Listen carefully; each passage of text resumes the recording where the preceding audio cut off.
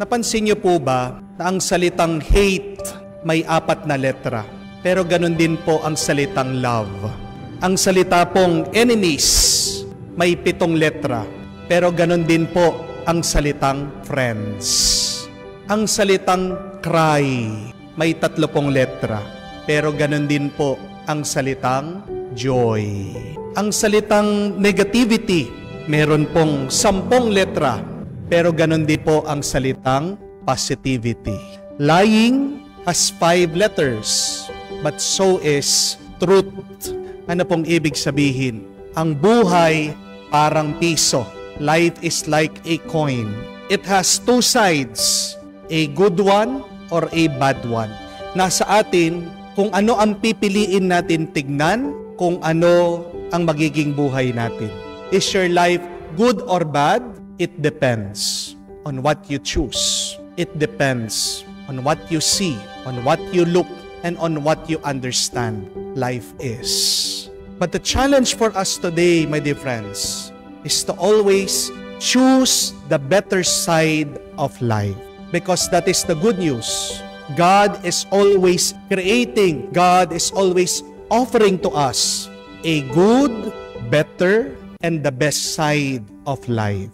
Narinig niyo po mga pagbasa, napakaganda. Sa unang pagbasa, nalulungkot itong si Propeta Samuel kasi yung piniling hari dati ng Diyos, si Haring Saul, inalis niya sa pagkahari. Kasama po si Propeta Samuel sa pagpili sa kanya. Nalulungkot daw po itong si Propeta Samuel. Itong unang hari ng bayan ng Israel ay hindi na nakitang karapat-dapat ng Diyos. Pero anong sabi ni Yahweh sa kanya? How long will you grieve that I am taking down my servant Saul? Huwag ka na malungkot. Sabi ng Panginoon, kunin mo ang iyong langis dahil meron akong bagong pipiliin na hari. Sinong bagong hari na napili ng Diyos? Si Haring David. Mas bata, mas magaling, mas tapat, mas gwapo.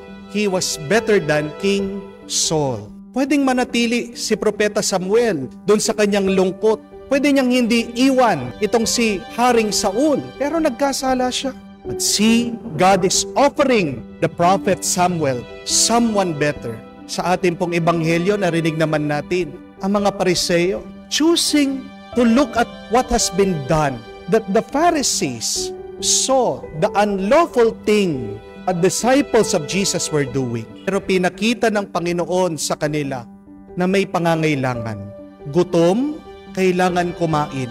Pwede mong hanapin palagi yung mali na ginagawa ng mga tao, pero pinapaalala ng Diyos sa atin, ano naman yung mabuti na pwede mong itulong sa mga tao.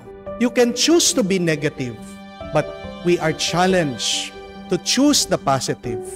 Because, my dear friends, that is holiness. Holiness is seeing the light in the midst of darkness. Holiness is like God, seeing what is possible in the impossible. At tayo din po ay pinapapili ng Panginoon. Saan ka ba? Doon sa dilim, sa liwanag? Doon sa mabuti o masama? Ano bang palagi mo tinitignan, hinahanap? Yung mali o yung tama? Meron tayong choice. That is the good news. We have the power to choose always to remain in the brighter side of life, in the good side of things, of our experiences. Kaya nga po, mga kapatid, napakaganda po nung isang quotation din sabi, that not every day is good, but you can see something good every day. Totoo po, hindi naman araw-araw perpekto. Hindi po ba? Pero kahit na merong masama na nangyari sa iyong araw, meron pa ring mabuti. At sana yan yung iyong makita at dyan ka manatili. Kaya nga po, sa mga iba sa inyo, pwede mo naman tignan ang iyong sakit. Pwede kang magmukmok, pwede kang maghimutok, pwede kang magreklamo. Pero pwede mong tignan ang iyong sakit bilang pagbibigay ng oras sa iyo ng Diyos para magdasal. Di po ba? Pwede kang malungkot dahil nawalan ka ng trabaho, wala kang pera. Pero pwede mo rin tignan na kahit na wala kang trabaho, binigyan kang pagkakataon ng Diyos, makasama mo ang iyong pamilya. Amen? Pwede kang ma-depress dahil iniwan ka ng iyong asawa. Pero bakit ka naman magpapakalosyang? Kung iniwan ka, ayaw ka, aba, Pagkakataon yan. Malaya ka, libre ka. E di mag-enjoy ka. Pasayahin mo ang iyong sarili. Amen? Meron po akong kakilala. Kwento po niya. Dahil OFW, napakalayo po niya sa kanyang pamilya, naho-homesick siya. At napakahirap po ng kanyang trabaho. Nurse po siya sa Home for the Aged. Naguhugas po ng puwit ng mga dayuhan. Pero pag naiinis siya, nawawalan siya ng gana, nasusuka-suka na siya doon sa kanyang trabaho, ano po yung kanyang sinasabi sa kanyang sarili? Pag nakikita daw po niya yung dumi ng kanyang hinuhugasan na puwit, kulay berde, ito na lang daw po yung kanyang sinasabi. Dollars, dollars, dollars, sabi niya. Pwede mo makita yung dumi, pero pwede mo din makita yung bunga ng iyong pagpapagod at sakripisyo. Amen? My dear friends, life has two sides. There is the good side, there is the bad side. And if you have the faith, you can always see what is good in the midst of your bad experiences. At sana pag nakita mo yung mabuti na nangyayari sa iyong buhay, magpasalamat ka. Because gratitude will make your life and your experiences more beautiful. Meron po bang pagkakaiba ang temptation sa inspiration? Oo naman. Pero yun yung tanong. What is the difference between temptation and inspiration? May pagkakaiba, may pagkakaparehas din. Unahin natin yung pagkakaparehas. Whether it's temptation or inspiration, it gives you excitement. Binubuhay ulit yung dugo mo. Di po ba? Temptation. Pag nakakita ka ng magandang babae, sexy, nanggigigil ka, nagkakagana ka. Di po ba? Pero inspiration, pag nakikita mo yung pari, magaling, maghumili, maganda ang kanyang sinasabi, binubuhay din. Pag ikaw ay nalulungkot at nadidepress. Di po ba? Both temptation and inspiration gives you life, energy, excitement, a desire. But this is the difference. When you say temptation, it comes from the devil. Galing sa masama. And when we say inspiration, it comes from God, from the Holy Spirit. At ang pagkakaiba ng dalawang ito, makikita mo doon sa epekto, doon sa consequence, the after effect. Pagkatapos mong ginawa yung temptation, nagbisyo ka, anong mararamdaman mo? Di ba lata ka? Nanghihina ka? Ubos ka? Pero pagdating sa inspiration, pag pinakinggan mo, pinapasok mo ang banal na espiritu, anong mararamdaman mo? Higit na lakas, higit na buhay, kapayapaan. Yun naman ang pagkakaiba ng dalawa. In temptation, it seeks to destroy us. But in inspiration, it seeks to build us up. Yung isa, ninanakaw yung iyong buhay. Kala mo, binibigyan ka ng buhay, pero inaalisan ka talaga ng buhay. Pero pagdating sa inspiration ng Diyos, binibigyan ka ng buhay, higit na buhay, at ganap na buhay. Ang tanong, saan tayo makakakita ng inspiration? Dito sa ating ebanghelyo, may mabuti tayong balita. Sabi ng ating Panginoon, sa panahon ng kagipitan, sa panahon ng pagdurusa, sa panahon na kung saan tayo ay inaabuso o merong pagnanasa na tayo ay saktan, doon pagkakalooban tayo ng banal na Espiritu. Sinasabi ng ating Panginoon, huwag kayong matakot pag kayo ay ikukulong, tinatanong ng mga hari dahil kayo ay bibigyan ng inspirasyon ng Diyos. The Holy Spirit will teach you at that moment what you should say to these people who persecute you. Napakagandang mabuting balita that we find inspiration in the most difficult situation. At totoo po yun. Hindi ko po alam kung nakita nyo na. Sikat ngayon, viral sa Facebook, sa social media. Yung pong kainan doon sa Batangas. Yung si Kuya Oliver, yung nagkogotohan. Ang sarap nung kanyang niluluto. Napanood ko po yung interview. At natuwa po ako doon sa kanya sinabi. Alam niyo po ba kung paano nag-umpisa yung kanyang gotohan? Nung panahon ng pandemya, hindi na daw niya alam kung paano po mabubuhay ang kanyang pamilya. Kaya nakaisip siya, kung kaya magluto ako. Sinubukan. Ano pong epekto? Aba, ngayon, dinadayo pa siya. na napakaraming tao galing sa iba't ibang lugar. Nag-umpisa doon sa kanyang kahirapan, nag-umpisa doon sa kanyang desperation, nagkaroon siya ng inspiration. Meron din po akong kakilala, nagwakwento siya. Ayaw daw po siya ng kanyang biyanan. Ayaw din po siya ng kanyang mga bayaw. Bakit? Mahirap lang Nilalait po siya. Taong probinsya, sila, nakatira po sa Maynila. Pamilya sila na mayaman, may sinasabi. Siya, dukha, galing ng probinsya. Ayaw siya, nilalait. Nasasaktan siya sa mga sinasabi ng kanyang mga biyanan. Pero kahit na ganyan po yung kanilang pinakita sa kanya at pinadama, sabi niya, Father, nagkaroon ako ng inspiration sa kanila. Nagporsigi ako. Nag-aral ulit ako. Umangat ang aking buhay. At ngayon, mahal na nila ako. Kasi nagbago na ang aking buhay. Tignan niyo po yun. In the times of your desperation, there is inspiration. That is the good news. Kaya nga po, tandaan niyo ito. Ang demonyo, ang gusto niya, madali ang buhay mo. Gagawin ng demonyo ang lahat para maging magaan ang iyong buhay. Dahil pag komportable na ang iyong buhay, wala nang darating na inspiration sa iyo. Pag komportable ng iyong buhay, pag isi-isi na ang iyong buhay, hindi mo na nanaisin na ayusin mo ang buhay mo. Improve mo ang buhay mo. Pero pag ikaw ay nakakaranas ng mga pagdurusa, pero pag ikaw ay dumadaan sa sakit at problema, magpasalamat ka sa Diyos. At tandaan mo that in times of desperation, there comes the inspiration of God. Kaya nga po, alalahanin natin yung ating mga problema, paghihirap, pagdurusa, pagsubok. Salamatan mo ang Diyos. Dahil diyan may binibigay siyang pampalakas sa iyo. Ginagawa kang mas matatag ng Panginoon.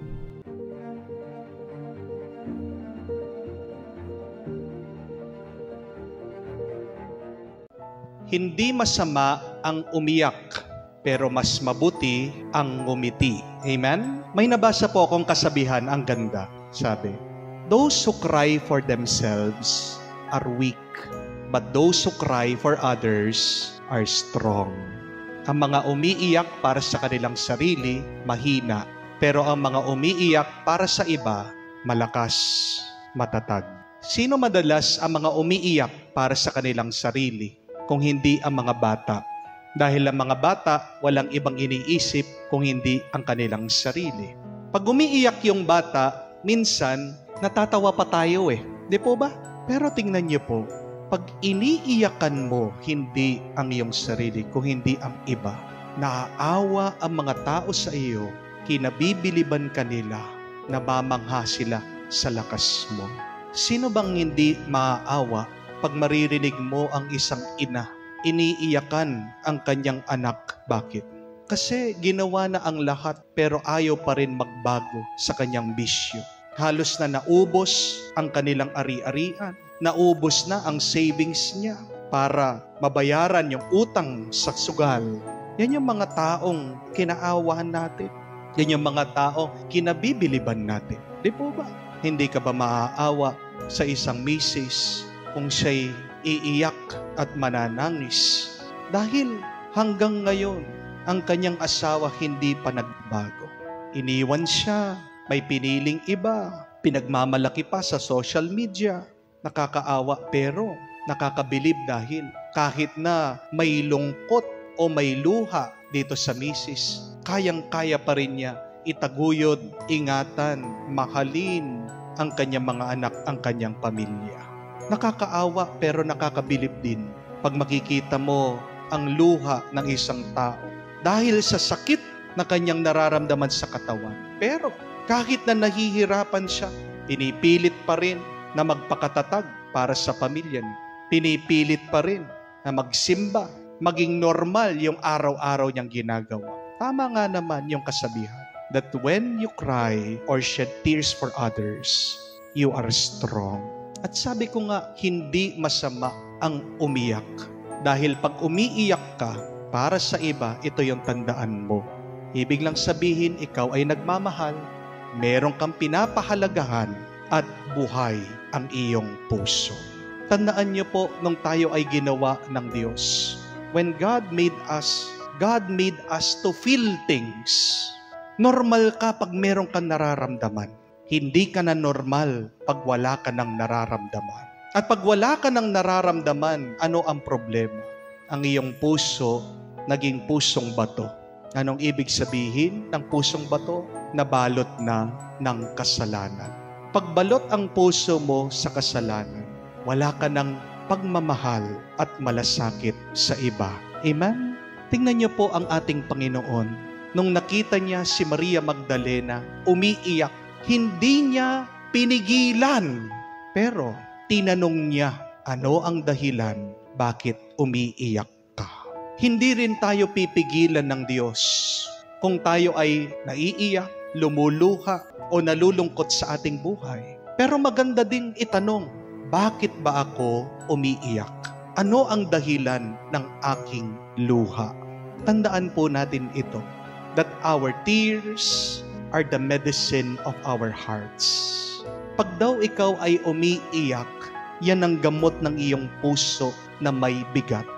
Ang iyong luha ay ang tubig na kung saan hinuhugasan ang dilim, sakit at pait ng iyong kalooban. Kaya nga, yan din ang hamon sa atin. Pag may nakikita tayong tao na lumuluha at umiiyak, unang-una, damayan mo sila. Pangalawa, tanong mo, ano ba ang problema? Huwag na huwag mong pipigilan ng isang tao sa kanyang pag-iyak. Ang pinakamasamang pwede mong sabihin sa isang taong malungkot, ano? Yun yung, huwag ka nang umiyak. Huwag ka nang malungkot. Because even God did not say that. Amen? Kahit ang Diyos, hindi niya sinabi, huwag ka nang malungkot. Ang sinabi niya, bakit ka malungkot? Yun yung tamang paraan para tulungan mo ang taong nalulungkot, ang taong lumuluha, ang taong umiiyak. Amen? Pero pagkatapos niyang ikwento kung ano ang problema niya, tulungan mo din siya ng umiti at lumigaya. Amen? Kamukha din po ng ating Panginoon, pinaalala sa Kanya na kailangan kong muling mabuhay. Hindi ako mananatili yan sa libingan. Napakaganda po ng kasabihan sa Biblia that joy is the medicine of our souls. Kung ang mga luha ay ang gamot ng iyong puso, ano naman ang gamot at ang lakas ng iyong kaluluwa? Yan yung iyong ngiti, yan yung iyong tuwa, yan yung pagpili na maging kang masaya araw-araw. Amen? Choose always to be happy because happiness and joy strengthens your soul. Amen? Madalas po, pagkatapos kong magmisa, pagkatapos kong mag-talk, kung ako'y in-invite, nalapitan na ako ng mga taong papapicture. Siyempre, yung napapanood nila sa YouTube, makikita na nila in person. Di po ba? Habang ako po ay nakatayo, nakapila po ang mga tao nagpapapicture sa akin. Naririnig ko yung mga tao sabi, bilisan nyo, nangangawit na si Father sa kakangiti. Pero sa totoo lang po, hindi po ako nangangawit. Dahil mas magandang ngumiti kaysa sumingmangot. Amen? It is better to smile than to frown. Amen? Subukan nyo man po. Subukan mo. Sumimangot ka. Katayo po lahat, kayo, yung pinakapangit nyong itsura. 1, 2, 3, simangot. Di po ba? Mas madali po sumimangot pag wala ka ng ngipin. Di po ba? Kaya siguro yung mga matatanda, ayaw nang ngumiti, wala nang ngipin. Pero mas magandang ngumiti kesa sa sumimangot. Subukan mo man ngumiti, gagaan ang iyong kalooban. Do you need a reason to smile? No. The only reason to smile is that to smile gives joy to your soul. Amen? Hindi mo kailangan ng dahilan para ngumiti. Ngumiti ka para maging masaya ka. Kaya nga, practice smiling every day. Practice joy every day. Ang dami-dami na nating problema. Amen? Dami-dami na nating iniisip araw-araw. Dadagdagan mo pa dyan sa pangit mong itsura.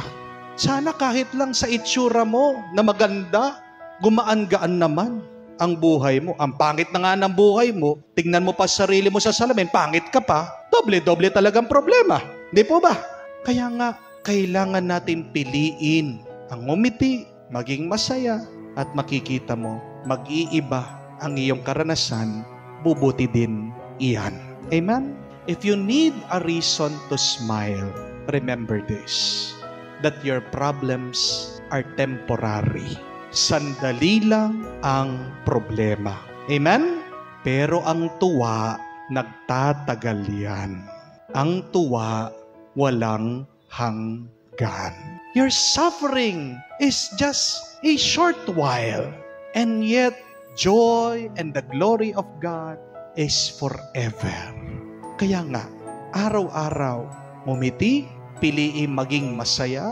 Kung may lungkot ka, yakapin mo at buksan mo sa Diyos.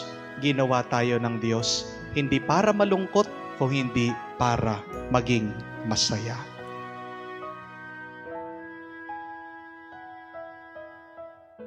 Today, something wonderful will happen. Ngayong araw na ito, may maganda, may mabuting mangyayari. Ito daw po ang palaging sinasabi ng aming obispo dito sa Pampanga, si Archbishop Dong Lavarias, sa araw-araw na kanyang paggising. Bakit po sinasabi niya ito sa kanyang sarili? Para daw po hindi niya makita ang buong araw, ang buhay niya, na puro na lang daw pong trabaho at schedule. Dahil pag ang tingin mo sa araw mo, sa buhay mo, puro trabaho, puro schedule, nawawala yung tuwa, nawawala yung saya. Oo nga po, no? Sometimes we lose that excitement and anticipation in our life. Dahil lang nakikita natin yung kailangan nating gawin, yung pagod. And I think that is a very good advice on how we should start our day.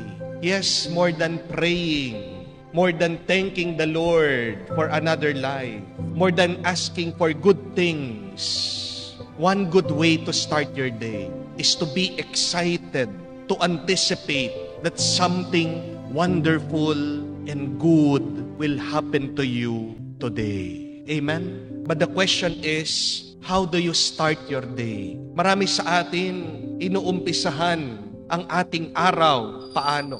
Sa pamamagitan ng pagtingin sa cellphone. Tinitignan yung ginagawa ng ibang tao. Kaya naman merong inggit sa ating puso. May kasabihan nga sa bawat tagumpay, mayroong naiinggit na kapitbahay, sabi nila. Di po ba? Bakit dumami yung mga inggitera ngayon? Kasi kasalanan ng social media. Nakikita yung ginagawa ng ibang tao at pagkatapos kinukumpara yung sarili. Paano mo inuumpisahan ang iyong buhay? Yung ibang misis, inuumpisahan ang araw nila sa galit. Hindi yung cellphone nila yung chinecheck. Chinecheck nila yung cellphone ng kanilang asawa. Amen? Makikita, sino to? Ka-message mo. Titignan yung gallery, yung picture. Sino to? Mga kasama mo kagabi. That is a very sad reality. Umagang-umaga, uumpisan mo bagong araw, bagong buhay, walang tuwa, walang saya, negativities. But try it, include it in your prayers. Subukan mo sa iyong pagdarasal, maniwala ka na ngayong buong araw may mabuti at magandang mangyayari. Yan din po yung nakalimutan ng mga Pariseo. Tinatanong ng mga disipulo ni San Juan, bakit itong mga Pariseo palaging nag-aayuno, palaging nagsasakripisyo? Bakit kayo? Hindi kayo mag-ayuno. Kain na kayo ng kain, sabi nila sa kanila. Sabi nila sa Panginoon, sa kanyang mga alagad. Anong sinagot ni Jesus? Makakapag-ayuno ka ba? Makakapag-fasting ka ba? Makakapag-sakripisyo ka ba? Na nandun ka sa handaan ng kasalan? Na alam mo, bisita ka? Na alam mo, nandyan yung mga kinakasal? What does Jesus mean? Sinasabi niya at pinapaalala, baka nakalimutan niyo na maging masaya araw-araw. To be excited, to anticipate good graces that are being experienced in this life. Huwag niyo lang tignan ng buhay bilang trabaho, bilang sakripisyo. Life is more than doing things. But life is all about celebrating, being grateful, living life to the fullest. Believe that everything that will happen throughout the day is God's will. And everything that happens throughout your day is for your own good. Walang pinapadala ang Panginoon sa ating buhay na masama. Itong lahat at the end ay nakakabuti pa rin sa atin. Lahat na nangyayari sa atin, grasya, para tayo ay mailapit ng Diyos sa Kanya, para tayo ay maging banal. That is why believe that every day is wonderful. Believe that every day is grace-filled. Meron po akong isang parishioner, kwento po niya, na itong kanyang katrabaho, nagpa-excuse na mag-absent dahil sasama po doon sa fluvial parade procession dito po sa Apalit, piyesta po ni San Pedro. Ang tawag po nila sa kanya sa Kapampangan, Apong Iro. Dahil 2 years na po na walang celebration, excited daw po itong kanyang katrabaho na makasama, sasakay ng bangka. Sila po ay sasama doon sa prosesyon, sa ilog. Ang tawag po dito ay libad. Pero kahit na paano po siya daw makiusap, hindi po pinayagan ng boss. Deboto po ni San Pedro, galit na galit. 2 years nang hindi ginagawa yung kanyang panata. Talagang nagtatanim ng galit. Pero nung hapon pong yun, may nangyari. Baka nabalitaan niyo po sa news. Merong isang bangka na tumaob, na kuryente po yung mga nakasakay. May 2 na pong namatay. At nung nabalitaan po nung kanyang katrabaho, nabigla siya. Bakit? Kasi po, dapat isa siya dun sa mga nakasakay dun. Kung pinayagan siya na mag-absent, sasakay din siya dun sa bangkang yon dahil kakilala niya, kaibigan niya, kamag-anak niya, yung mga nakasakay dun sa bangkang yon. At nakita po niya kung gaano kabuti ang Panginoon, that God has a plan. Gumawa ng paraan ng Diyos para siya ay iligtas sa kapahamakan, sa kamatayan. Ibig po ba sabihin, yung mga nasawi, yung mga nasaktan, hindi sila mahal ng Diyos? Hindi. Maaaring meron din magandang plano ang Diyos sa hinaharap. God also uses our hurts, our pains, and even death. Remember that. For our good and for the good of everybody. Do not see pain and death as bad. Why? Because remember, Jesus, His Son, also suffered and died. Paano natin masasabi na ang sakit at kamatayan ay masama? Kung ang anak ng Diyos si Jesus nasaktan, namatay, at dahil dito, nagkaroon tayo ng grasya at muling pagkabuhay. Remember this.